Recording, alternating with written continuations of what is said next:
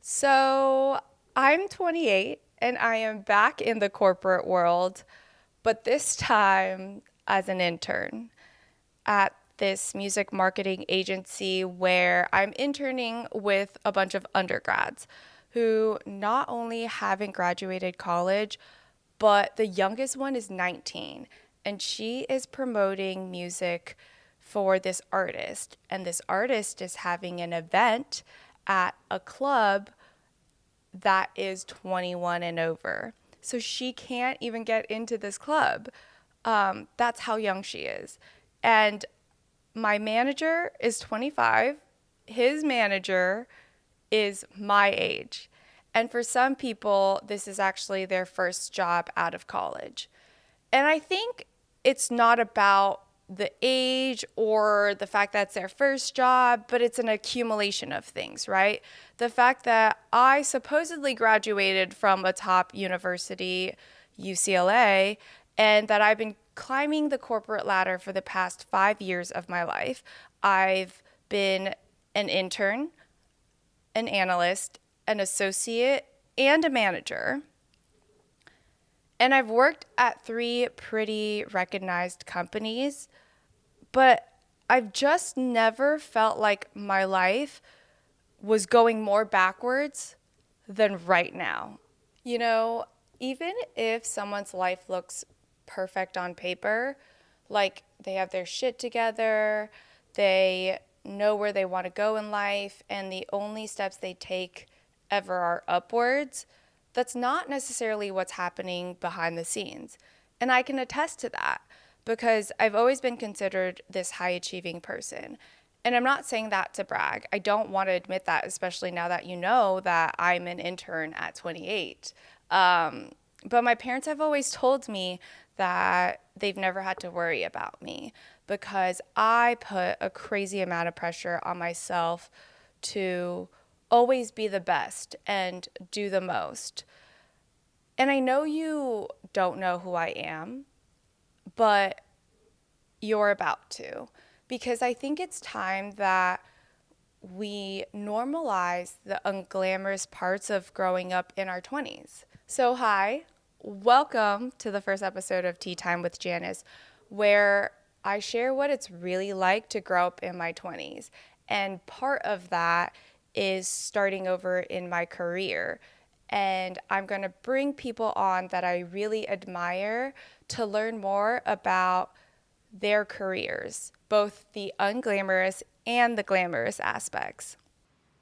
It's tea time with Janice. Now, what is tea time without tea? Today I've chosen oolong tea or oolong cha, and I have it over here in a pretty cup. I don't know if you can see it. But I've chosen oolong tea because it is in between a green tea and a black tea. Kind of like how it feels to be an intern at 28, where you're in between two stages. You're not at the bottom of the corporate ladder, but you're not at the top yet. So essentially, it's a tea for late bloomers because it's a tea that develops at its own pace. And actually, a fun fact about oolong tea that nobody probably asked for, but I'm still going to share it, is that oolong tea was made by mistake. It was believed that this farmer, this tea farmer, got distracted. Classic, I would too, and let his tea leaves dry outside for too long. Now, normally, if you make green tea, you pick the tea leaves fresh and then dry them immediately. Or if you make black tea, you leave them out for the full extended time and you let them fully oxidize. But these partially oxidized tea leaves didn't fit into either category. And instead of throwing out the batch, the tea farmer makes oolong tea. And I think this is a really strong metaphor, this story of being an intern at 28 or just starting over in your life. Because sometimes life doesn't go according to plan. You may feel like you made a wrong turn or you made a mistake and you have to start all over again. But what seemingly is a mistake can actually turn out to be even better than you anticipated. Okay, so I love to rot on the couch, but I also want to feel like a part of society. Like, I want to rot, but I want people to think that I go outside and socialize. So I spend a lot of time on social media and I am watching people's stories because it makes me feel like I'm in touch with their lives. Like when I do see them, I can ask them, how was Santa Barbara? Or like, oh my God, I saw you were hanging out with her. How is she?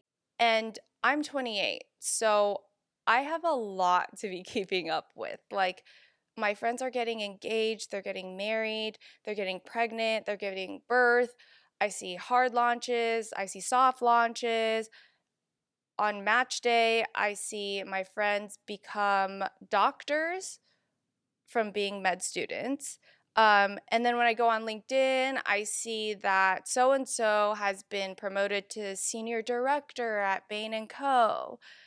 And all of these really big, glamorous life events make me realize, well, first of all, they make me realize, wow, my friends are really ambitious, like in the best way. I know they're ambitious. It's just crazy to see it all happening at once. It also is kind of exhausting because I start to compare myself to everybody else and to all these life updates that I see. And I ask myself, what have I accomplished? And in these moments where I am rotting on the couch, scrolling and spiraling, it's a little too late to be reminding myself of all the little things, the pressure, the anxiety, the stress, the overthinking, the hard work that had to happen behind the scenes in order to make that one post. Like, when you see your friend finally become a doctor, you're not thinking, wow, she must have had 0 hours of sleep and had to work all these soul crushing hours and completely probably lost her zest for life just to be able to get that MD. Or when you see your friend become a mom and she's holding this cute little baby, you're not thinking about the unglamour that is giving birth because giving birth is not glamorous at all. But when I do see my friends in person and they let me in on their world, they tell me about their anxiety, their worries, their overthinking, and the fact that they don't feel like they have their lives together, even though on paper and on social media it looks picture perfect. It's kind of a relief because you realize that you're not the only one that's going crazy and you're not the only one that feels like you don't have your life together. So that's what I want this podcast to be, a place where we feel less alone and a place where we can explore careers without fear of uncertainty or fear of judgment. And I think that by sharing my story, you'll understand a little bit more of what you can get out of this podcast. So, how did we get here? I think I want to start my story at my senior year in high school, where I was this ambitious, high achieving student that just got into UCLA. And I was so excited to start my independence and become an adult, which I kind of regret now because being a child is fun. But, anyways, UCLA did shape me into an adult. I was surrounded by all these other high achieving students that were super smart, but also partied really hard. Go Bruins. But at the end of the day, I think it reinforced the idea that being an adult meant that you had to find a career in finance, medicine, or law. And I never found my passion. Okay, that's not true. I did get to explore internships in the media world. I interned at The Ellen Show, NBC Universal, and LA Magazine, but those were never sold to me as real adult jobs. Those were sold to me as dreams because there wasn't a formal recruiting process or things I could study about the financial world or case practices. There was no certain path that could guarantee me a job after I graduated, and no certain guarantee that I would be getting paid enough to sustain my lifestyle. So I made a deal with my dad that I could intern in the winter and the spring at these media entertainment companies, but I had to apply for internships in the summer at banks or just in the financial industry. And I was so happy about this deal because it finally meant that I could get a behind the scenes look of this glamorous media and entertainment empire. I was so happy fetching coffees, so happy delivering the mail, getting salads, running random objects between the office and the stage, driving my little golf car around with everyone on tour thinking that I was a celebrity. Um, I was having the time of my life because I finally had my foot in the door. But I remember the moment I realized that this might not be for me. I was shadowing this primetime anchorman at a huge network, and he had his own political show on the weekends where he would invite the most powerful political figures in California on. And he was also this really smart and kind man. And I just thought, he's living my dream. He is the definition of success. Until we were chasing this story one day, and he offers to drive us, and he pulls up in this beat up Honda. Like, I'm talking dents in the back of the car, patches of paint fading. You open the door, you get in. The interior is fully carpeted. Like the ones that make you kind of, I don't know, it's just fully carpeted. And I remember thinking, "Oh my God, is this not a money-making career?" I thought primetime anchormen, anchor women, anchor people made a lot of money.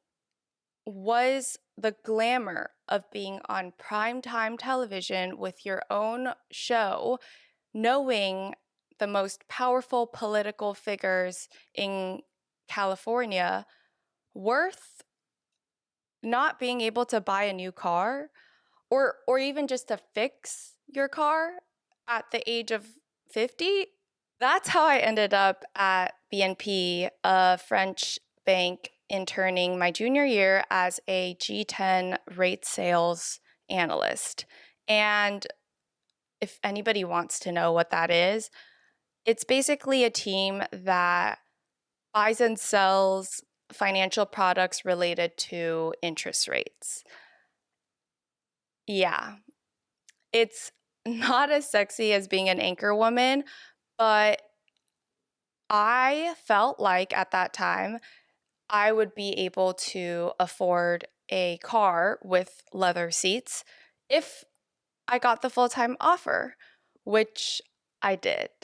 But I found myself surrounded by all these Ivies at this internship, and I was the underdog. People overlooked me because I came from a media and entertainment background, and I was the only one from LA. My manager literally gave me this feedback in the middle of my internship one time. He said, "Janice, you're doing great, but don't bring your California ways here." I don't know what that means, but I think to them, I was this ditzy valley girl that didn't belong in Ken's Mojo Dojo Casa house. And I feel like that just made me want to prove them wrong. So I worked my ass off. I studied on the weekends. I shadowed literally every single person in the office, both on the sixth floor and the seventh floor. And I basically accidentally gaslit myself into thinking that I was a finance girly. You know what? It paid off. I got the job. I beat out Harvard. And I cannot tell you how good it felt to prove people wrong. And I remember calling my dad, telling him I got the full-time offer. I think that was the first time I've ever heard him cry because his voice cracked a little bit. And he said these words, "I am so proud of you." I don't know if you know this, but I've only heard that sentence maybe 3 times in my life. And hearing him say that, oh my gosh, I can't even describe that feeling. I was like, I've done it. And looking back now, I realize that me chasing those positive feelings is what ended up trapping me in the industry that made me dread going to work every day. But I still took the job. And at the end of my first year, I broke down and I called my dad crying, saying I couldn't do it anymore. And he reacted exactly like I think any dad listening to their freshly graduated 21-year-old daughter bawling on the phone, complaining about how hard it is to make money after just working for 8 months would. He said, "You will get used to it." And to be fair, I get his reaction now. But at that time, what he said only sent me. I was like, "You don't understand me. You don't get it. I don't like it anymore. I don't think I'm good at it." And I still can't believe to this day, I told the man that's been working for the past 20 years plus of his life, providing for a family of 5, that he doesn't get it. And he was probably really annoyed. Like, what does this small potato know about working in the corporate world? But to be fair to me, back then, I think I was actually kind of onto something where with the whole, I don't think I'm good at it anymore. I just didn't have enough experience at the time to justify how I was feeling. So at the end of the call, we kind of landed on 2 things. The first thing being that maybe don't quit the entire financial industry altogether. Maybe I just don't like being in sales, but maybe there's another role within finance that I would enjoy. And 2, if I wanted to quit, I would need to have a job lined up. So I went on LinkedIn and I applied everywhere. And I got into BlackRock. Now, for those of you who don't know, BlackRock is the largest asset manager in the world. They manage $11 trillion. So, to put that into context, if you're looking at countries with the largest GDP, it's the US, China, and then BlackRock. So essentially, if you really want to oversimplify it, this company basically has enough money to be the 3rd largest economy in the world. And that's where everybody who wanted to work in finance but also have a work-life balance wanted to work. It was the gold standard. And when I got it, my dad was shocked. Now I've basically made it. I had approval from my dad, admirations from strangers every time I would say, "Yeah, I work at BlackRock." They would be like, "Oh my God, you work at BlackRock?" Even now in my MBA program, when I introduce myself or if it ever comes up in conversation, people freak out and they ask me what I'm doing here, why I quit, because that is a job that people go to get their MBA for. And I gave it up essentially. So it's not a great feeling because it definitely makes me feel like maybe I will regret my decision or I somehow messed up in my life. But that's besides the point. Saying that I worked at BlackRock, I could feel the envy from even the aunties back home in Asia because they had been gossiping about me behind their backs, behind my back, not so quietly though, to their kids, saying that I got this job because of my dad. And that really bothered me. And I loved going back home to visit them and say that I got the job because of myself and nobody else. And that feeling of getting to prove them wrong, it was incredible. The joke is on me though, because I accidentally flew too close to the sun. I thought if I could make my parents, their friends, my friends, and every stranger working in the finance world admire me, that I would be successful and I'd finally feel fulfilled. And on paper, I was. I was working at this top company, the top company in the world, making an amazing salary and getting promoted fairly quickly. But in reality, I felt trapped doing something that I didn't like just to prove to people that never believed in me that I could make it in this technical financial world. I also stayed in this world for so long because I was taught to always focus on my weaknesses, the things I'm not good at, because I grew up in a culture that believed you should always be fully prepared and never vulnerable. And if you had any vulnerabilities or weaknesses, you had to turn them into strengths. And your strengths, well, they're fine, so it didn't matter anyways. Like, even in performance reviews, I remember my manager would be giving me a compliment sandwich, as she calls it, where you do positive, negative, positive. Not negative, sorry, areas of improvement. Um, and I would literally think that the positive or the compliment was to lead into the area of improvement. And then you would finish off with another compliment to kind of cushion the blow.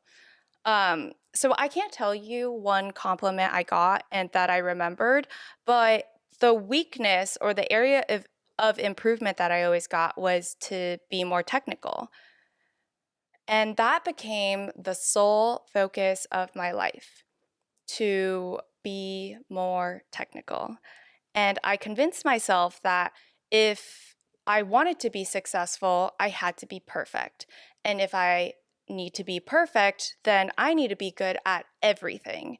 And the thing that I was actually good at, the things that I actually enjoyed, like the soft skills, the storytelling, the communication, the relationship building, it didn't matter. I was already good at that. What I wasn't good at, that I needed to be good at to be able to be perfect and successful, is to be technical, to focus on the numbers, the charts, the graphs, the logic part. But just focusing on my weaknesses made me miserable because I always felt like shit. I didn't feel good enough. I didn't feel competitive enough. I didn't feel valuable enough. I didn't feel useful enough. But nobody knew that because on paper, I was at BlackRock, living this glamorous Wolf of Wall Street life that was seemingly perfect, climbing the ranks. What people saw was that I was successful, but what they didn't see was my own version of a fully carpeted, beat up Honda Civic. I was chained to my cubicle for 14 hours a day. And on the weekends, I would be reading up on what happens to different financial vehicles when there are different business cycles, or the taper tantrum, or quantitative financial metrics, or learning how to code, or trying to perfect my Excel skills so that I could just use the keyboard, no mouse. Remember when I told you I foreshadowed it? Like when I had that call with my dad and I was telling him I couldn't work in finance because I don't think I'm good at it. Well, I realized that it wasn't that I wasn't good at it, it was that it isn't natural to me. And all the hard work that I had put into learning it and staying ahead didn't make me feel fulfilled or even satisfied like I thought it would. I didn't have a life. I didn't spend any of the money I was making. And during COVID, I turned into this terrible human being that constantly made my siblings and my mom terrified to speak to me, feeling like they're walking on eggshells around me. And after 3 years at BlackRock, I reached a point in my career where I realized that to be promoted higher and higher, I would need to continue to learn more and study more in depth about the financial markets, which meant that I needed to somehow find motivation deep down inside me to try to learn more and give up my time on the weekends, after work, or even at work to learn. And without that motivation, I'd be stuck where I was at, waiting to basically be fired. And then what? Like, if I got fired, then it wouldn't be on my own terms, and I would still have to start all over again. And it was kind of out of my control. Now, I get asked by a lot of people, when did you know you wanted to change your career? And I think because of that, and in the movies, I always think that there's this huge aha moment or this big life-changing event that needs to happen for me to be like, oh, I need to go find myself. But I'm starting to realize that in the real world, where real people exist, it's not always this big, dramatic moment. Sometimes it's just an accumulation of all the experiences and feelings I've had over the past few years, and being able to have the confidence to recognize that feeling, identify it, and articulate those things. And that feeling for me was to let go of this constant need to prove myself in areas that drained me and instead focus on the strengths that I'd always undervalued. The what if career, where it involved elements of creativity, art, or the soft skill work that always came naturally to me, that made me feel valuable and useful. Listen, I am not this bright-eyed, bushy-tailed, I don't know why I just got country there. I'm not this bright-eyed, bushy-tailed undergrad I used to be. I know that even creative careers aren't like Emily in Paris, that every job has its unglamorous aspects. So I know that there's going to be corporate politics involved where sometimes I hate the campaign that we're working on, but we're still going to do it. Or you feel like somebody took credit for your idea and didn't even give you any credit. Or you feel like your ideas aren't being heard. Or you have to work on data still and you make charts and graphs and analyze them and present them. Or maybe the client that you have isn't this cool beauty brand or celebrity. But at least I would get the opportunity to lean into my strengths because that's not something I really got to do in finance. And I know I sound a little traumatized, maybe scarred. I honestly probably am a little, but I'm also grateful because I have this technical and quantitative mindset that I've developed that's really been useful to me, even in creative industries, because it is my competitive advantage. It makes me stand out because I'm able to not only be in the art world, but also talk to business executives and help them understand how that project is making money or what the gaps are to be able to make money. And I kind of love being financially literate. So I know that all of my experiences helped me get into a top MBA program. And my whole reason for getting my MBA is probably different from everybody else's. I'm not there to elevate my paycheck or get a better title at work, although that would be nice. I'm not there to pivot into finance. I'm there to pivot out because it's really hard to work in the entertainment industry when you have basically 0 years of adult work experience in that industry.